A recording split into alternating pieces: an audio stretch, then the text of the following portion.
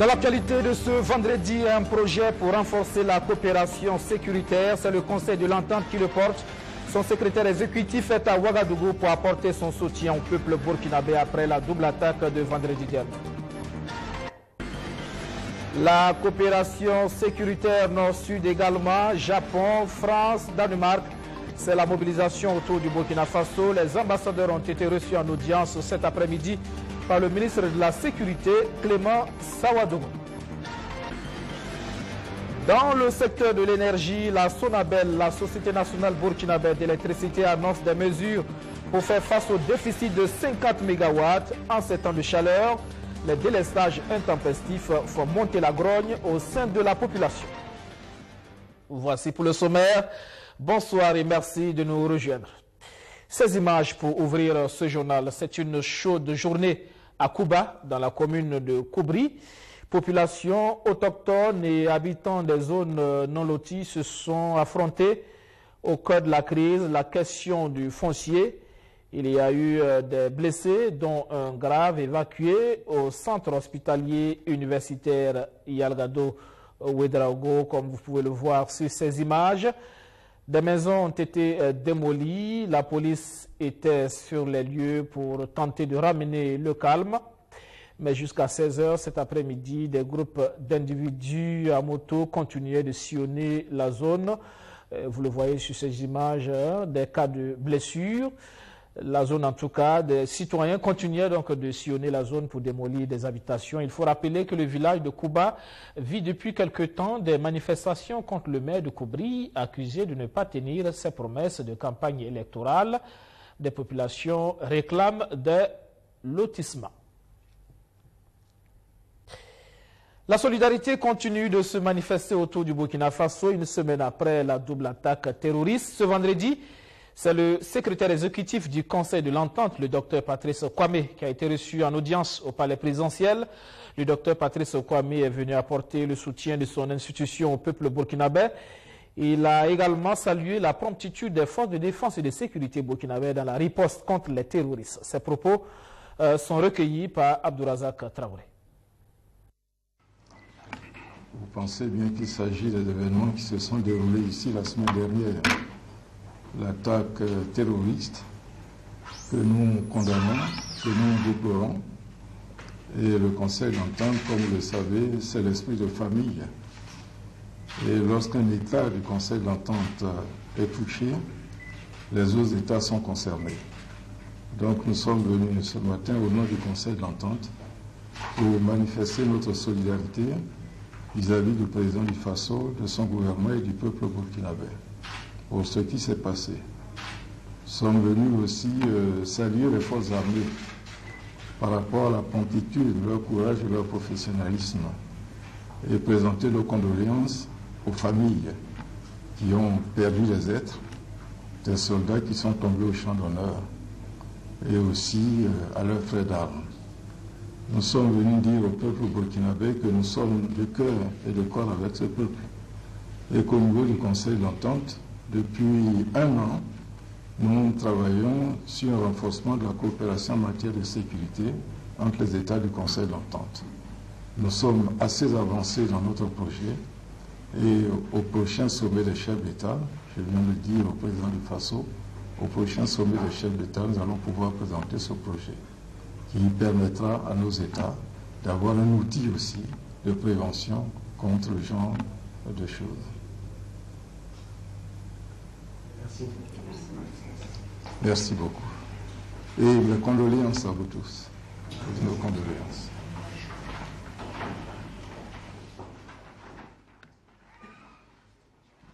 Autre audience, autre soutien, les ambassadeurs se mobilisent contre le terrorisme.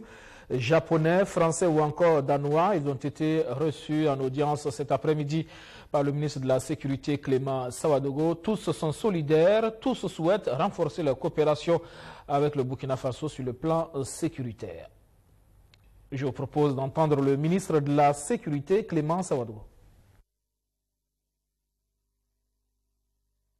Son Excellence, Monsieur l'ambassadeur du Japon au Burkina Faso, a eu l'amabilité de nous rendre une visite de courtoisie au ministère de la Sécurité Une visite au cours de laquelle il a exprimé la compassion de son pays à notre peuple et au gouvernement du Burkina Faso à l'occasion suite aux attentats terroristes du 2 mars dernier. Son Excellence l'ambassadeur a dit que son gouvernement, le gouvernement du Japon et l'ensemble du peuple japonais étaient solidaires de notre pays dans ces circonstances-là. Il a réaffirmé en tout cas la disponibilité de son pays à soutenir le Burkina Faso dans la coopération dans tous les domaines, notamment dans le domaine de l'agriculture, de la lutte pour la sécurité alimentaire, également dans les domaines des ressources humaines, en tout cas dans divers domaines de coopération dans lesquels le Japon nous accompagne déjà. Et son pays serait en tout cas disposé à approfondir cette coopération dans le cadre du renforcement des liens d'amitié et de coopération entre le Japon et le Burkina Faso. Des propos recueillis par Madina Sienou. Ouagadougou, la chaleur, les coupures d'électricité, de quoi agacer la Sonabel, la Société nationale burkinabé d'électricité, parle d'un déficit de 50 MW. Ses responsables annoncent des mesures pour faire face à la situation. Rémi Lambert-Nebi.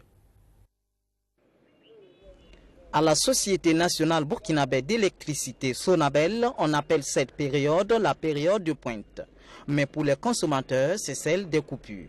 Les nombreux délestages sont déjà constatés à Ouagadougou et dans les autres villes du Burkina. Et pour la nationale d'électricité, cela se justifie bien. Il existe toujours un déséquilibre entre l'offre et la demande qui s'accroît d'environ 13% par an. Ni l'augmentation du niveau d'importation de l'électricité de la Côte d'Ivoire à 70 MW, ni la réhabilitation de 5 groupes thermiques et leur puissance additionnelle de 30 MW ne peuvent suffire à régulariser la situation. Encore moins la centrale solaire du Zaktouli rentrée en production depuis fin 2017. Son appoint ne sera perceptible que dans la journée.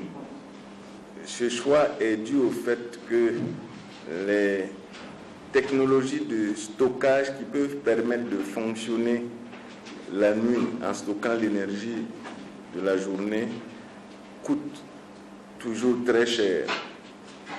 Et si on voulait réaliser une centrale qui allait fonctionner dans la nuit, on allait renchérir le coût du kilowattheure. Donc c'est l'option qui a été prise. Bon. Le déficit durant cette période de pointe est de 50 MW. Le projet d'interconnexion avec Bolgatenga au Ghana aurait pu combler ce déficit, mais là aussi on parle de retard dans les travaux. Concrètement, il devait augmenter l'offre de puissance de la Sonabel de 100 MW. Si du côté du Burkina, les travaux sont achevés depuis décembre 2017, il n'en est pas de même de la partie ghanéenne dont les travaux ont connu un grand retard. Nos dernières visites de chantier chez les partenaires ghanéens indiquent que les travaux ne seront pas achevés avant mai. La Sonabel dit avoir pris quelques dispositions pour minimiser les délestages, dont l'entretien permanent de son réseau et de ses machines pour éviter les pannes et la collaboration avec une certaine catégorie de ses clients. On demande aux clients de quitter le réseau et d'utiliser ses moyens de production. Donc du coup, la puissance que ce client demandait disparaît du réseau et vient en déduction de la demande. Donc du coup, le déficit est diminué de cette puissance. Donc ça, c'est constaté immédiatement. Donc c'est pourquoi, en discutant avec eux, ils ont accepté. Grâce à cette stratégie, la Sonabel espère dégager 20 MW supplémentaires au profit des petits consommateurs. Un planning de délestage est dressé et les consommateurs peuvent le consulter sur le site web ou la page Facebook de la Sonabel. La célébration de la Journée internationale des droits de la femme hier à Bouroum, dans le centre-nord, dans la sobriété, dans la réflexion, L'esprit tourné vers les soldats tombés dans la double attaque du 2 mars dernier. Les femmes ont marqué l'événement. Elles ont reçu le soutien d'un fils de la localité, le docteur Patrice Kouraogo, conseiller spécial du président du Faso, Madina Sienou. Le mot d'ordre de la célébration de la Journée internationale de la femme dans la sobriété est respecté dans la commune de Bouroum, localité située à 5 km de Kaya, dans la région du centre-nord. Une minute de silence en mémoire des soldats tombés dans les attaques terroristes du 2 mars dernier. Des discours et des prestations d'artistes slameurs ont ponctué cette célébration provinciale. L'initiative du gouvernement est plutôt bien accueillie par les femmes de cette localité.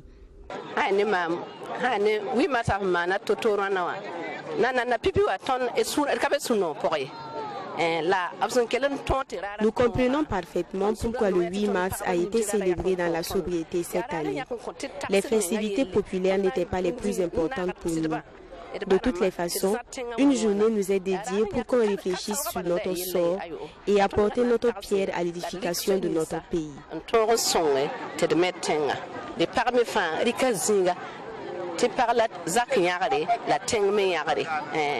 Une tonne de riz et des pains du 8 mars, c'est la contribution de Patrice Kouraogo, parrain de la cérémonie. Une manière pour le fils de la province de contribuer à l'épanouissement des femmes vulnérables. Une fête de la femme, c'est la fête de tout le monde. Donc c'est vrai que nous l'avons fêté dans la sobriété, mais comme on l'a dit, quand c'est bon, ça se fait ensemble. Quand ce n'est pas bon aussi, souvent c'est ensemble qu'on est. Donc c'était une obligation pour moi d'être auprès des autorités administratives, d'être auprès des femmes du Namentenga et les forces vives pour magnifier, célébrer la femme, surtout avec le thème qui est l'implication, la participation des femmes à la gouvernance. La célébration de la 161e journée de la femme est placée au Burkina Faso sous le thème « Participation des femmes à la gouvernance, état des lieux, défis et perspectives ». Le flambeau de la célébration provinciale du 8 mars 2019 dans la province du Namentenga a été remis à la commune rurale de Dargo. Célébration sobre également dans la région du centre-est. Le rendez-vous, c'est à Drutenga, dans le Koulpelgo. Sport et réflexion sur la participation politique des femmes ont meublé la célébration. Abdourazak Traoré. Brassard noir enfilé ou encore des écharpes sombres, une minute de silence observé et l'hymne national entonné en solidarité aux soldats tombés le vendredi dernier pendant les attaques. Tout est mis en œuvre pour une célébration sobre du 8 mars dans la région du centre-est. À défaut des prestations musicales et autres parades festives, les femmes de Dourtenga et des communes sœurs de la province de Koulpelgo ont rivalisé de talent dans une course cycliste. Place maintenant aux réflexions. Ici, ce sont des chiffres qui parlent. Sur 1795 conseillers municipaux dans la région, seulement 191 sont des femmes. Des 44 directeurs régionaux, juste 3 sont des femmes. Et seulement 3 femmes préfets sur 30. Aucune femme haut commissaire, aucune femme députée. Le gouverneur lui-même homme reconnaît qu'il faut que la donne change pour une meilleure participation des femmes dans la gouvernance. Et on ne peut pas construire une région sans leur implication. Alors c'est pourquoi dans mon discours, je les ai invités à se débarrasser des stéréotypes sexistes qui les confinent à un rang de reproduction ou de maîtrise de maison. Donc je les ai invités alors à faire davantage preuve d'engagement et de leadership afin de prendre pleinement leur place dans le combat pour la construction. Nous, femmes des 3 provinces de la région du centre-est, osons espérer que vous serez notre porte-parole auprès du gouvernement et de son Excellence, Monsieur le Président du Faso, afin que des solutions idoines soient trouvées pour que les femmes ne restent plus de simples électrices, mais qu'elles puissent également se faire élire et participer pleinement à la gouvernance de la nation. Et pour y arriver, il faut l'engagement des femmes, car la marginalisation évoquée dans ce contexte est imputable aux concernées elles-mêmes. Souvent, même pour avoir même les candidatures des femmes, pour mettre sur les listes, c'est tout un problème. Soit la femme, elle veut s'engager, soit c'est son mari qui l'empêche de s'engager. Vraiment, elle est confrontée à beaucoup de difficultés pour vraiment participer à la vie politique de la nation. Donc, mais je crois qu'avec les sensibilisations, comme ce qui s'est passé aujourd'hui, quelque part, ça peut apporter quand même un plus dans le futur. Donc je crois que notre devoir, c'est de continuer à travailler et à lutter pour qu'elles méritent leur place. Et je pense que nous allons nous engager, nous allons sensibiliser nos sœurs et à s'engager d'abord parce que le gouverneur disait que l'esclave qui laisse esclave, c'est qu'il refuse de lutter, pour paraphraser ce qu'il a dit. C'est pour dire que nous sommes conscients que le processus est long. On ne devient pas du jour au lendemain dans la sphère politique ou gouvernementale, mais nous allons nous réunir, réfléchir et voir comment d'abord il faudrait scolariser, surtout scolariser les filles. Cérémonie au cours de laquelle la commune a acquis une ambulance grâce aux connexions du député maire de Dourtenga. L'épanouissement des femmes tant voulu par tous passe aussi par le bitumage de la route nationale numéro 17 à son tronçon Tenkodogo-Dourtenga. La doléance est soumise au gouverneur lors de cette cérémonie. Antoine Ouedraogo a annoncé le démarrage des travaux de ce projet d'ici la fin de l'année 2020. Dans la région des Hauts-Bassins, c'est à Houndé que les femmes se sont donné rendez-vous. La ministre du Développement de l'économie numérique et des Postes a appelé ses sœurs à monter au front, le front de la gouvernance. Thomas Koukayaou, Arsène Konditamde. Les femmes de la région des Hauts-Bassins à Houndé, dans la province de Tuy, pour commémorer la journée du 8 mars, journée internationale de la femme. Cette année, cette journée se tient au Burkina Faso dans la sobriété, en raison des récentes attaques terroristes qui ont frappé Ouagadougou. Les femmes de la région n'ont pas manqué d'apporter leur soutien aux forces de défense et de sécurité. C'est vrai, cette année, nous célébrons la fête du 8 mars dans la douleur, après l'attaque ignoble et meurtrière du 2 mars dernier. Mais après la tenue de cette cérémonie, et la représentante des femmes l'a dit, les femmes sont déterminées. Elles sont déterminées et engagées à s'impliquer dans la gouvernance à tous les niveaux. Et je voudrais donc inviter mes sœurs à aller au front, à nous battre, à occuper les places qui sont les nôtres. Je voulais aussi inviter mes sœurs à nous engager plus dans l'éducation des enfants. Le 8 mars 2018 est l'occasion pour les femmes du Burkina Faso de réfléchir sur leur participation effective à la gouvernance.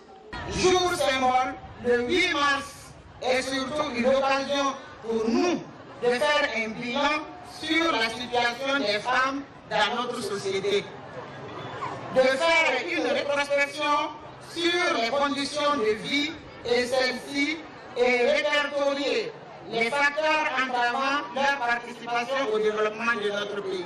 Journée internationale des femmes en anglais est également appelée Journée internationale des droits des femmes par les institutions françaises, ou encore Journée de mobilisation des femmes par les groupes féministes pour rappeler que l'équité femmes-hommes est une priorité. Le flambeau de la prochaine célébration régionale du 8 mars a été remis aux femmes de la province du Houé. Dans la région des Hauts-Bassins, les femmes sont encore très peu représentées dans les instances de décision. On dénombre par exemple une femme au commissaire sur 3, 6 femmes préfets sur 33, 5 directrices régionales sur 35 et aucune femme maire sur les 40 que compte la région. On reste avec notre bureau régional de Bobo-Dioulasso pour parler de cette marche, une marche pour soutenir les forces de défense et de sécurité après la double attaque du vendredi dernier. C'est une initiative d'organisation de la société civile des Hauts-Bassins. Ils sont plus d'un millier selon les organisateurs à partir de la bourse du travail de Bobo-Dioulasso pour rallier le gouvernorat des Hauts-Bassins. Une marche en l'honneur des forces de défense et de sécurité durement éprouvée par l'attaque terroriste qui a frappé Ouagadougou le 2 mars dernier. Nous voudrons à travers cette marche apporter notre soutien à nos forces de défense et de sécurité. Nous condamnons fermement avec la dernière énergie ces barbaries causées par les bandits armés dénommés terroristes qui ont endeuillé toute la nation burkinabé. À travers cette grande mobilisation, nous voulons vraiment montrer à ces terroristes, à ces forces négatives, que le Burkina ne va jamais se laisser à l'air. Après avoir reçu les motions des organisateurs, les autorités locales ont appelé les populations à plus de collaboration avec les forces de défense et de sécurité. Nous ne pouvons pas vivre avec le terrorisme au Burkina Faso. C'est pourquoi nous avons foi que la jeunesse burkinabé restera debout pour lutter contre les fins de terrorisme, contre la barbarie que nous vivons en ce moment. Les femmes sont les plus nombreuses à participer à cette marche de soutien aux victimes de l'attaque simultanée de l'état-major général des armées de l'ambassade de France. Bon, nous sommes sortis parce que nous ne sommes pas contents de ce qui s'est passé. C'est à cause de ça qu'on est sortis pour marcher, pour montrer nos documents, ce qu'ils ont fait à nos enfants. Bon, nous les Burkinabés, vraiment, on n'aime pas ça du tout. Ils n'ont qu'à cesser de faire ça. Sincèrement, Dieu n'aime pas ça. On est sorti massif aujourd'hui pour rendre hommage aux FDS tombés lors de l'attaque du 2 mars. Je pense que tout Burkinabé est en deuil. Tout le Burkinabé est en deuil parce que les FDS se battaient juste pour le Burkina, pas pour eux seuls. Donc tous les Burkinabés sont en deuil. Les marcheurs se sont ensuite dirigés vers le rond-point de la nation de Bobo-Dioulasso. Une chèvre de fleurs y a été déposée à la mémoire des soldats tombés et des bougies allumées comme symbole du refus de l'obscurantisme. Un projet pour promouvoir l'entrepreneuriat des femmes dans le secteur des énergies durables, c'est une initiative de l'ONG Christian Aid.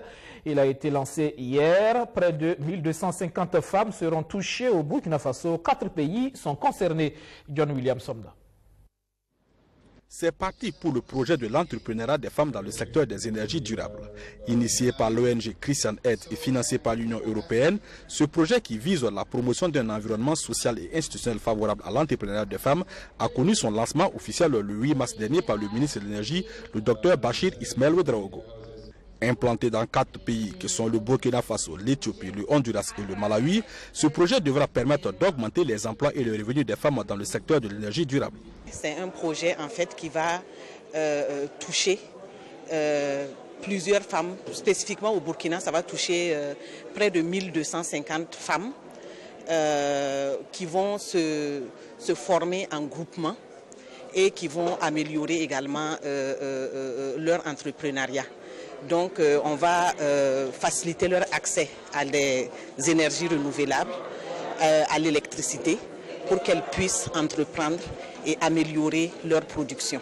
À travers ce projet, l'ONG Christian Aid veut augmenter l'utilisation par les femmes des technologies et services liés à l'énergie durable. Toute chose que le ministre de l'Énergie a salué avant d'apprécier les avantages liés à l'utilisation des énergies durables.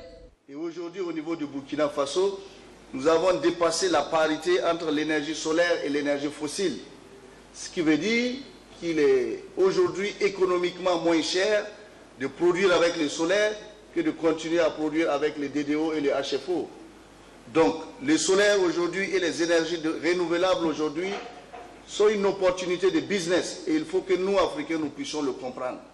De façon plus pratique, ce projet permettra d'installer des antennes d'énergie solaire dans certains villages afin d'assurer un épanouissement économique des femmes à travers l'entrepreneuriat. Une autre ONG, Save Children, elle s'intéresse au mariage d'enfants. Elle veut contribuer à son éradication au Burkina Faso.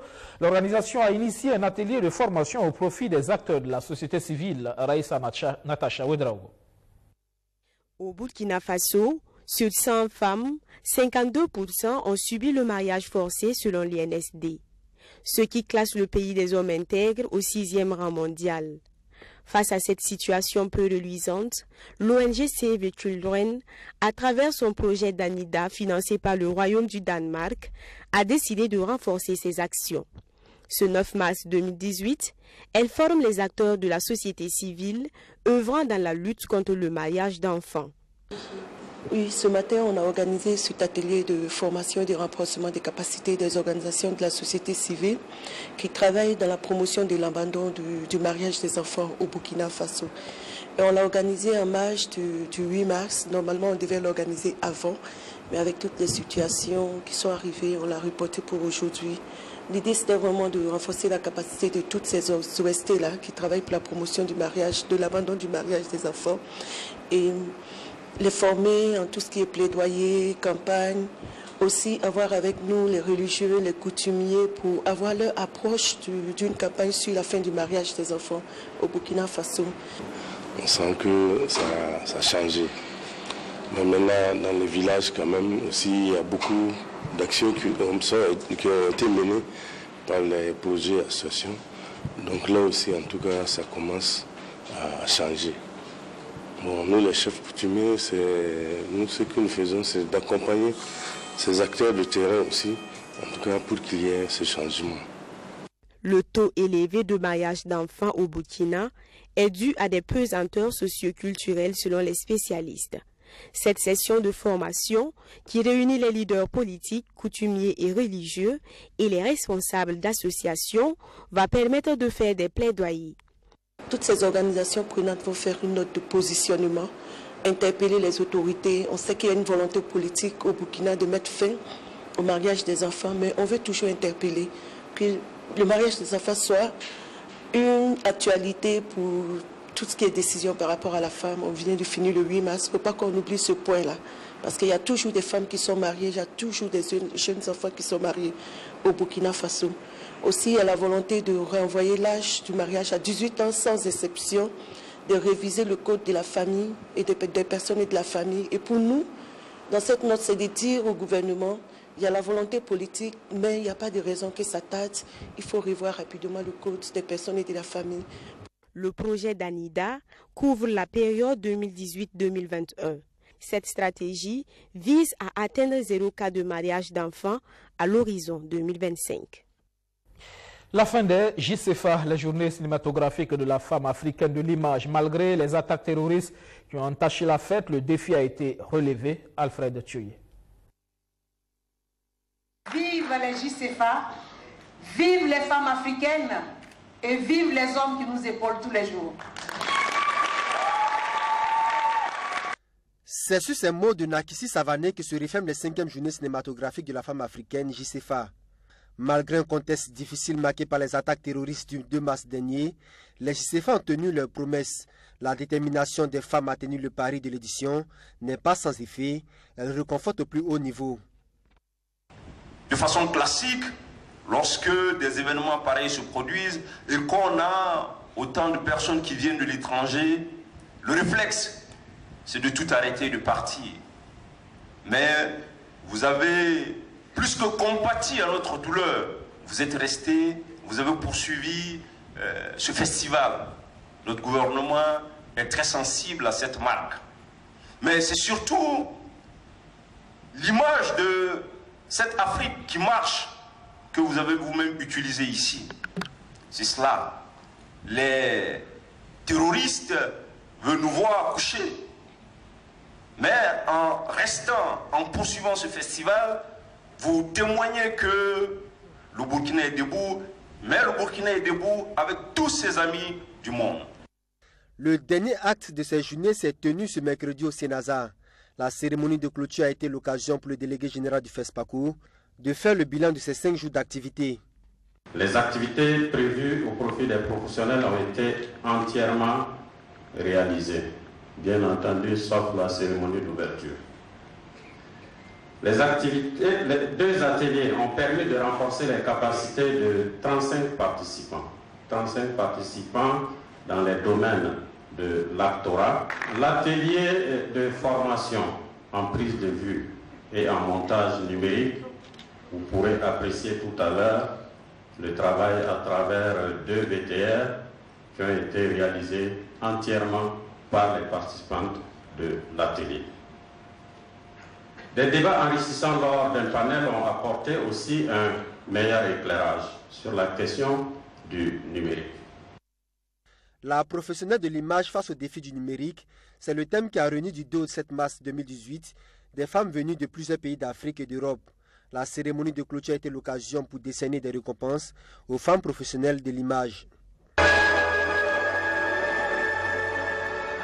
Cette édition qui s'achève, merci de l'avoir suivi. 20h15, le JT Moré avec Rianata, donc, Wina qui sera là.